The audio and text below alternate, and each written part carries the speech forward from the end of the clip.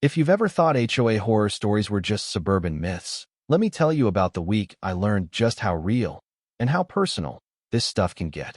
Picture this. After a sun-drenched vacation in Hawaii, feeling more relaxed than I'd been in years, I came home to 2847 Oakmont Boulevard, totally unprepared for the war waiting on my doorstep.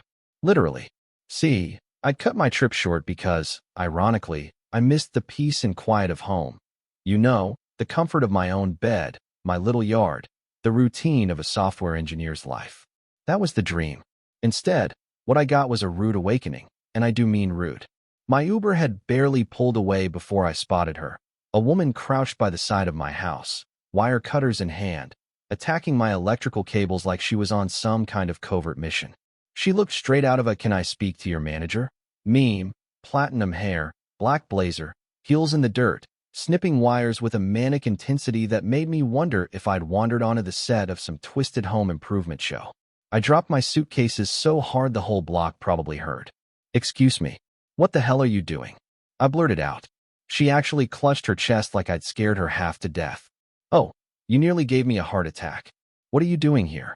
This house is supposed to be vacant." That was my first clue. This wasn't just some nosy neighbor. This was Bethany Cromwell, president of the Riverside Heights HOA, and apparently the self-appointed overlord of all things aesthetic. I told her straight up, "This is my house. I live here." But Bethany, cool as ever, just whipped out a giant binder, like she'd been waiting her whole life for this moment, and started quoting bylaws about unsightly exterior wires. "Lady, they're power lines, not lawn ornaments." But the thing that really got me? The way she looked at me, like I didn't belong here. Not just in this house, but in this neighborhood. I've dealt with racism before, the little stuff, the sideways glances, the airport random checks. But this was bold. Out loud. In my own front yard. I try to keep my cool. You can't just cut someone's power because you don't like how it looks. She gave me a patronizing smile and said, "According to Section 12.3b, I absolutely can." Then she kept snipping, like she was doing me a favor. That's when I pulled out my phone and dialed 911. Bethany barely flinched.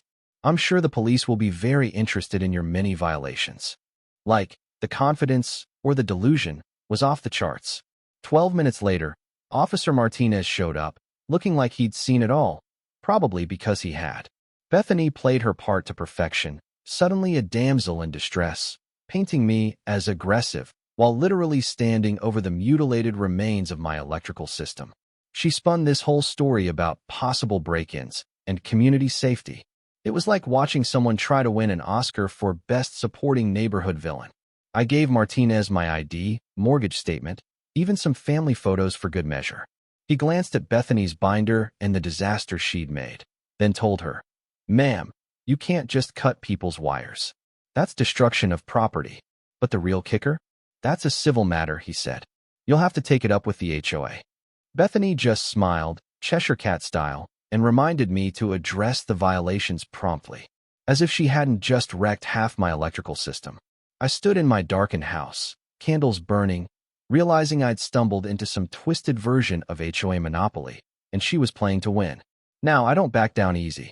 I called an electrician first thing, Gary Peterson, a local legend, and when he showed up, his reaction said it all. Who did this? A beaver with anger issues. I told him, close.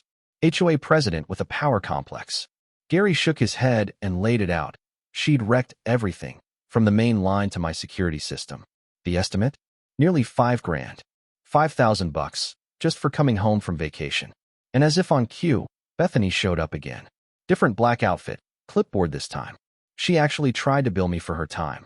Section 18.3 of the HOA covenant entitles us to administrative fees, she explained, like she was reading from a teleprompter. $800 for the privilege of having my house vandalized. Gary lost it. Lady, this is sabotage. You could have killed someone. Bethany, unfazed, waved him off and gave me a 72-hour deadline to pay up, fix the violations, and submit a compliance report. That's when I decided to play along. I paid the fine. Not because I agreed, but because I wanted Bethany to think she'd won, that I was just another pushover. What she didn't know? I was documenting everything. See, the beauty of being a software engineer is that I think in patterns, systems, and evidence. I started digging. Riverside Heights HOA kept everything online, every meeting minute, bylaw, citation. The pattern was impossible to miss. In the last 18 months, enforcement actions had tripled, but only against certain people. 31 out of 47 citations went to people of color, single moms, or elderly folks. White neighbors got friendly reminders. My so-called violations? Standard stuff, applied with surgical precision. I reached out to other homeowners. Stories poured in. Mrs. Santos's son got fined for leaving his bike on the lawn, Mr. Chun for an overgrown hedge, Jennifer Brooks for leaving her trash can out a few hours late. The White families. A gentle knock on the door, maybe a note. The more I looked, the worse it got. Bethany had a day job. Get this, community relations at Pinnacle Development Group, a company that runs HOAs for a living. She was doing this for fun and profit. With Gary's help, I documented the damage, called in other electricians for statements, filed a complaint with the state licensing board, and started tracking every dollar Bethany spent on legal enforcement. Then I found her real weak spot, her own board. Patricia Wells, a retired school principal, and James Mitchell, a lawyer, had both tried to stop her escalating these harassment tactics. Patricia even told me over coffee, she's turned this place into a police state. People are scared to speak up. It all boiled down to one thing: power. Bethany was using HOA rules as a weapon, and she was running out of victims willing to stay silent. That's when the stunts escalated. She had my car towed from my own driveway for not moving it within 48 hours. The tow truck driver, Rick, actually tried to talk her out of it, but she threatened to cancel the contract. I recorded the whole thing. When Bethany threatened legal action if I defamed her, I laughed in her face. "I'll stick to the facts, Mrs. Cromwell," I told her, like the fact you just had my car towed for not driving it around the block. After that, the gloves came off. She sent me a threatening letter from a bargain basement law firm, which I immediately forwarded to James on the board. "The HOA never authorized this," he replied. "If she used HOA money, that's embezzlement." The turning point? A 3 a.m. false emergency call, fire trucks, police, the whole circus, because she reported a gas leak at my address. The chief caught her skulking behind a tree, handed her a citation for filing a false report, and told me, "I've never seen someone build a criminal case against themselves this fast." Hours later, she vandalized my car with flour and syrup and left dog poop on my porch, with a note in handwriting I'd seen a dozen times. That night, the HOA board meeting was packed.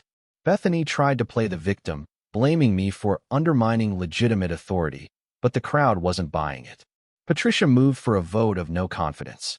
5-1, Bethany's reign was over. The final nail in her coffin?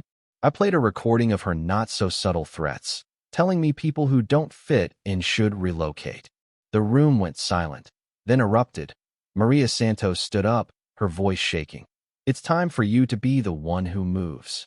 3 weeks later, Bethany was fired, lost her management license, and pled guilty to filing a false report and vandalism. She and her husband moved out of Riverside Heights in shame, and Patricia took over as HOA president, rewriting the rules so nobody could ever weaponize the bylaws again. The community started healing, neighbors started talking, and I realized sometimes the best way to deal with a bully is to let them destroy themselves with their own arrogance. Now, every time I pull into my driveway, I think about that first night by candlelight and can't help but smile. Bethany tried to drive me out and ended up driving herself out instead. So let me ask you, have you ever dealt with a bully in your neighborhood or seen power abused like this? What would you have done in my place?